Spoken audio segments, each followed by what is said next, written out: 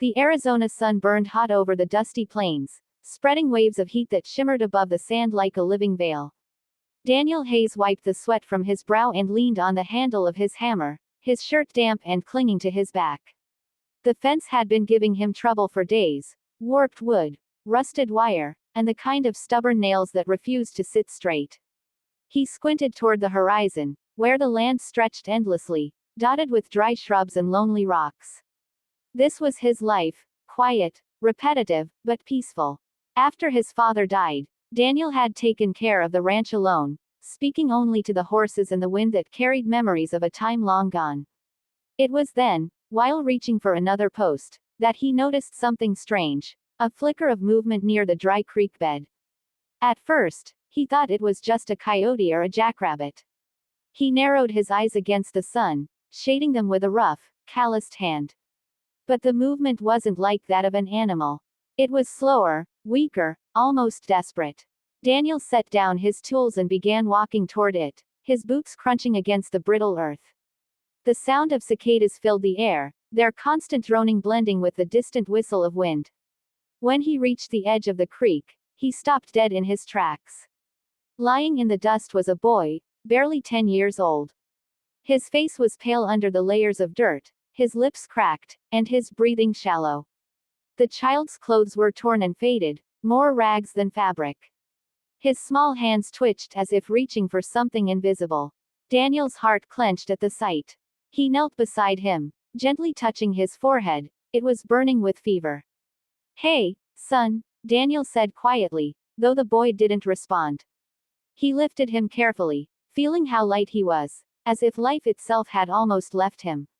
Without wasting another moment, Daniel carried him back to the cabin, his arms trembling not from weight but from the fear that he might already be too late. Inside the cabin, Daniel laid the child on his cot. He fetched a basin of cool water, dampened a cloth, and wiped the boy's face. The child stirred slightly, his eyelids fluttering. Daniel poured a cup of water and brought it to his lips.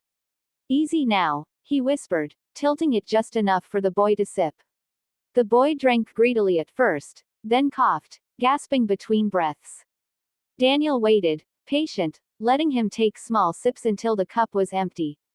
Then he reached for a blanket, wrapping it gently around the trembling body.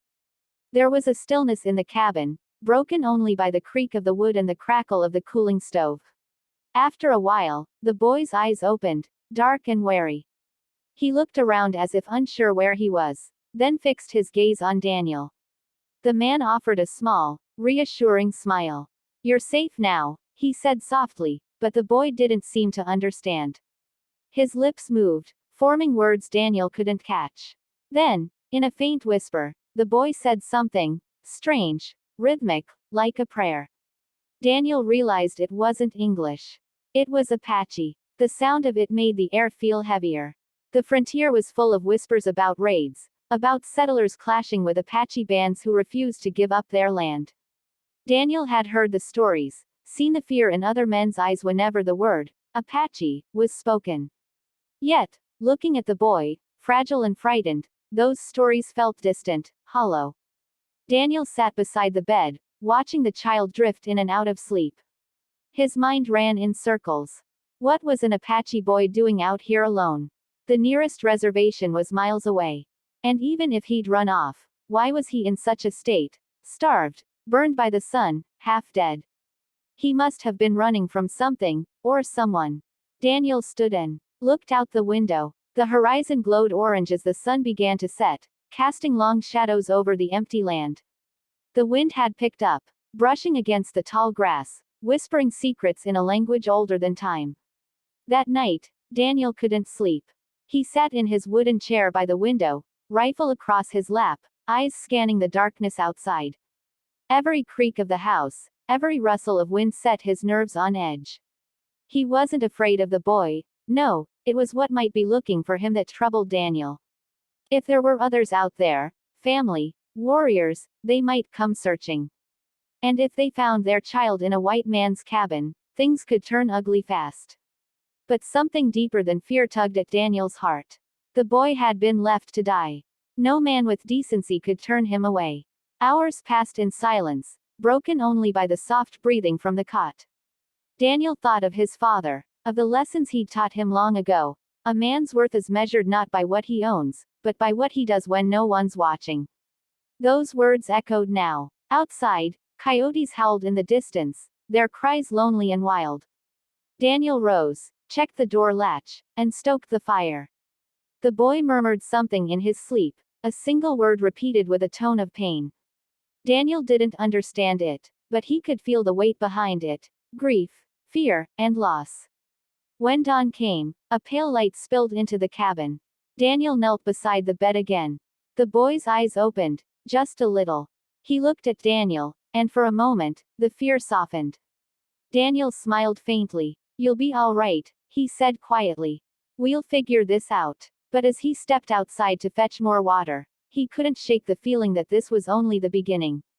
Somewhere beyond those endless hills, something, or someone, was moving toward him.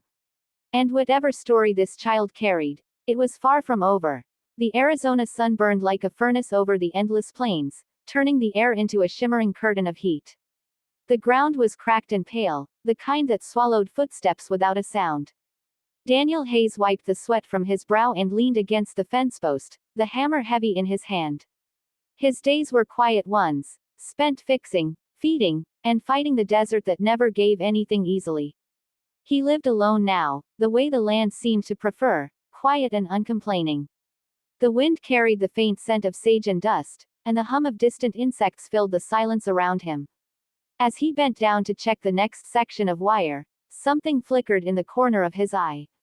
A faint movement, low and slow, near the dry creek bed that hadn't held water since spring. Daniel straightened up, squinting toward it, shielding his eyes against the blaze of the sun. Probably a coyote, he thought at first. Maybe a tumble of brush caught in the wind. But the shape moved again, unsteady, stumbling, almost human. He dropped his tools without thinking, boots crunching on the parched earth as he walked toward the creek. Each step kicked up small clouds of dust that clung to his boots like ghosts. When he reached the edge of the creek, he froze. Lying half buried in dust was a boy, thin as a shadow, his lips cracked and bleeding, his chest rising in weak, shallow breaths. His hair was matted, his skin darkened by the sun. Daniel knelt beside him, heart pounding. He touched the boy's forehead. It was burning with fever. "Hey, kid," he said softly, but the boy didn't respond. His eyelids fluttered like he was caught between worlds. Daniel hesitated only a second before lifting him into his arms. The child was so light, it felt like carrying air. He hurried back to the cabin, kicking open the wooden door with his shoulder. Inside, the dimness was a relief from the blinding sun. Daniel laid the boy gently on his cot and grabbed the water jug from the table. He poured a little into a tin cup and brought it to the boy's lips. "Easy now," he whispered as the boy drank greedily, coughing between gulps. Daniel waited, then offered another sip. When the boy's thirst eased, he pulled an old blanket around him and dampened a cloth to cool his forehead. The boy's small chest rose and fell in quick, frightened breaths. After a few minutes, the boy's eyes opened, dark, uncertain, full of something Daniel couldn't name. "You're all right," Daniel murmured. "You're safe here." The boy blinked at him, his lips moving as if to speak. But what came out was not English. The words were soft, broken, strange to Daniel's ears. He recognized the sound immediately. It was Apache. Daniel had heard the language before, years ago, in trading posts and whispered tales told around fires. He didn't understand a word, but he knew enough to sense fear behind the tone. The boy wasn't just lost. He was running. Daniel sat quietly beside him, unsure what to do next. Out here, in this lonely stretch of land, people didn't just stumble upon one another. The desert was too wide, too cruel. Every life that crossed your path carried a reason, and often a price. Daniel studied the boy, noting the bruises along his arms, the small cuts on his hands. It looked like he'd been walking for days. "What happened to you, kid?" Daniel asked softly, knowing there would be no answer he could understand. The boy stared at him, eyes heavy with exhaustion, and murmured another word that sounded like a name, or a plea. Then his eyes closed, and he drifted back into uneasy sleep.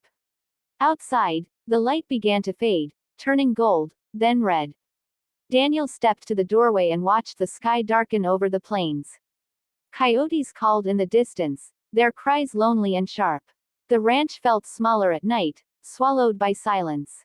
He leaned on the doorframe, rifle close at hand out of habit, but tonight there was an unease in him that the gun couldn't chase away. He wasn't afraid of the boy, but of whatever might be searching for him. If there were others, family, or worse, warriors, they wouldn't take kindly to finding their kin under a white man's roof. Still, Daniel couldn't bring himself to regret helping the child. He'd been raised better than that. His father had taught him that a man's worth wasn't measured by what he owned, but by what he did when no one was watching. Those words echoed now, faint but steady. He turned back to look at the boy, asleep under the threadbare blanket. There was something fragile in that small figure, but also something fierce, like a spark refusing to die, even in the cruelest desert. As the hours passed, Daniel sat by the window, watching shadows move across the land. Every gust of wind, every distant sound made him tighten his grip on the rifle. He didn't know what was out there, but his gut told him something would come.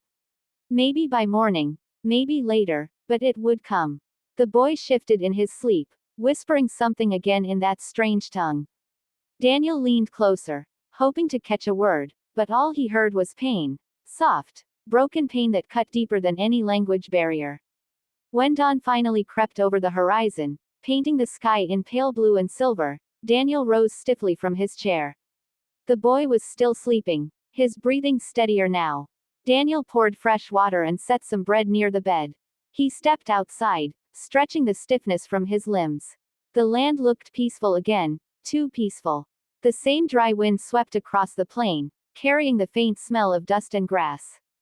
Daniel knew that soon, he'd have to ride into town, ask questions, maybe find out if anyone was missing a child. But part of him hesitated. Something about this boy, about the way he'd appeared out of nowhere, didn't feel like a simple case of being lost. He looked back toward the cabin, where a thin wisp of smoke rose from the chimney. Somewhere inside that small wooden house was a story, one that had begun long before Daniel found the boy, and one that wasn't finished yet. The desert had a way of burying secrets deep beneath its sands. But Daniel Hayes had just unearthed one, and though he didn't know it yet, the next few days would change everything he thought he knew about kindness, loyalty, and the thin line between enemies and friends.